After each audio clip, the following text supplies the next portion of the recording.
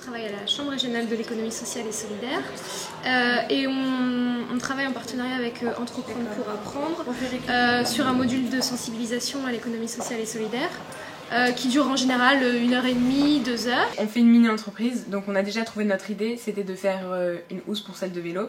Alors je suis Nicolas, je suis responsable du service production. Je m'appelle Samia Siouane, je suis responsable administratif. Il y a un atelier sur la démocratie qui se fait avec des post-it. Il y a un atelier sur la solidarité qui se fait avec des images. Un atelier sur le développement local qui se fait avec un nuage de mots. Ouais, on a privilégié une entrée par les valeurs plutôt qu'une entrée par les statuts, parce que la question des statuts, c'est un peu des questions juridiques et c'est compliqué quand ils sont jeunes comme ça, alors que les valeurs en général, ça leur parle. D'abord, on a choisi le nom pour pouvoir ensuite en faire un logo. Donc, on a choisi Ishido Cell. Donc, ensuite, on a essayé de trouver une idée. Donc, quel genre de logo on devait faire. On a essayé d'aller vers la simplicité. Du coup, on a fait une selle avec le nom de l'entreprise à l'intérieur. Ils sentent bien qu'ils sont dans une société qui va mal, une société en crise, il y a des difficultés multiples et du coup, quand on vient en leur disant il existe une forme d'économie qui porte des valeurs de solidarité et de démocratie, en général ça fait tilt dans leur tête et ça leur plaît tout de suite, quoi. C'est l'approche qu'on a privilégiée. Donc nous, notre but avec quelques camarades, c'est de récupérer les produits. Et ensuite, on va les assembler, donc ici au lycée, pour ensuite pouvoir les donner au service commercial, qui eux vont les vendre. C'est pour ça qu'on travaille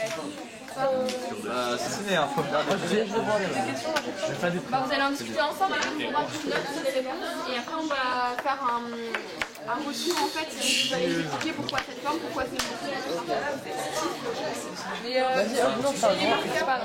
après tu peux essayer, hein, tu peux te poser la question chez toi. Le deuxième déclic d'entreprise, c'est le fait qu'on ait ouvert le compte en banque.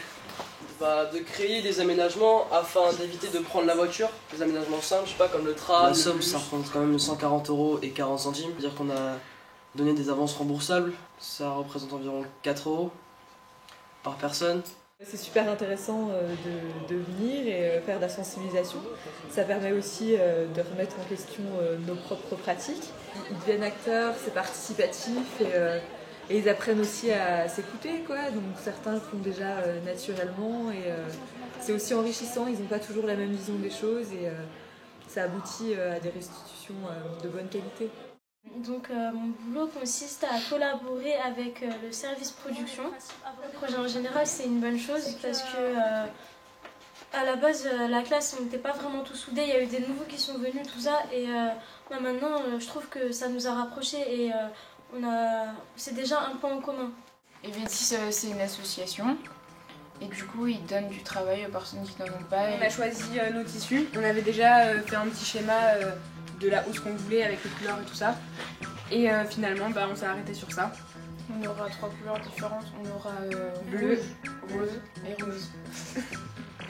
En faisant ce produit là avec Vétis, on est quand même gagnant par rapport à l'argent que nous on a mis pour le compte de l'entreprise et par rapport au prix de vente auquel on va le vendre.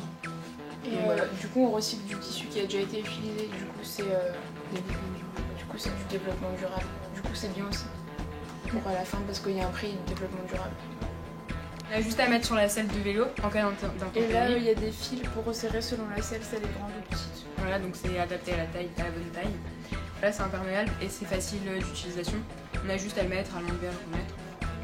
Ça nous a appris à travailler en groupe, à avoir des responsabilités, à apprendre de nouvelles choses, à découvrir de nouvelles choses et voilà. Et pour nous aider pour la vie plus tard. Voir les postes qu'il y avait dans une vraie entreprise. Et donc on a chacun eu un poste et on se croit être dans une entreprise banale. Sauf qu'en fait on est une tête. C'est vrai que ça reste une première fois pour moi, donc ça fait une expérience personnelle en plus.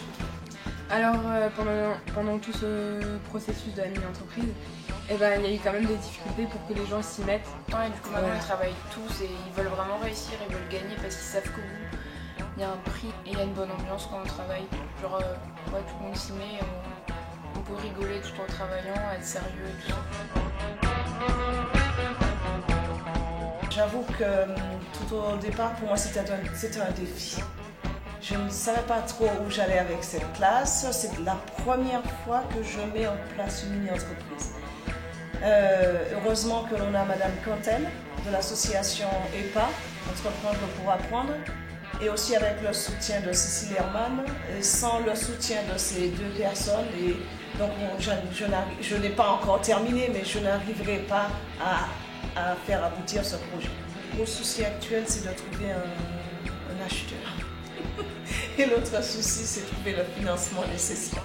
Dans les élèves, nous avons 3 groupes. Premier groupe, tout de suite, c'est partant. Deuxième groupe, on attend de voir. Et le troisième groupe, qu'il faut tirer. Maintenant, on a une classe à peu près homogène autour de ce projet. Je suis contente. Ça m'arrive de temps en temps de secouer. Mais c'est pour la bonne cause. Voilà.